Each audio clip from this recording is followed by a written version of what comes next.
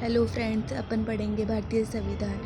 भारतीय संविधान के निर्माण की प्रक्रिया। इसमें था 1934 में भारतीय राष्ट्रीय कांग्रेस ने संविधान सभा के गठन की मांग को पहली बार अपनी अधिकृत नीति में शामिल किया। 1946 में संविधान सभा का गठन हुआ। दिसंबर 1946 में नवंबर 1946 के बीच संविधान सभा ने स्वतंत्र भारत के लिए नए संविधान का एक प्रारूप तैयार किया। हमारे संविधान में धर्म, नस्ल, जाति, लिंग और जन्म स्थान के आधार पर देश के किसी भी नागरिक के साथ भेदभाव नहीं किया जाएगा। संघवाद का अर्थ होता है देश में एक से ज़्यादा स्तर की सरकारों का होना। भारतीय संविधान का जनक किसे कहा गया है?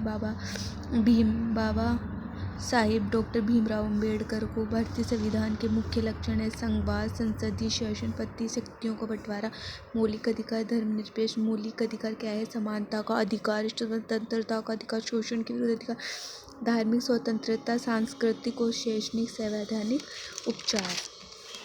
इसमें के बाद में अपन पढ़ेंगे संविधान।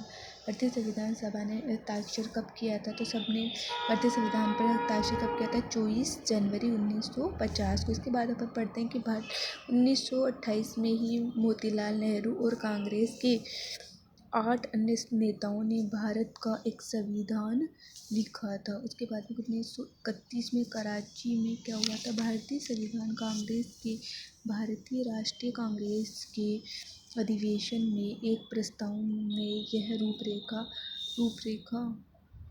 रखी गई थी कि आज़ाद भारत का संविधान कैसा होगा। भारत के संविधान में सार्वभौमिक मताधिकार, स्वतंत्रता और समानता का अधिकार और अल्पसंख्यकों के अधिकारों की रक्षा की बात कही गई है। 1937 के बाद पूरे ब्रिटिश शासन वाले भारत में प्रादेशिक असेंबली के लिए चुनाव कराए गए थे।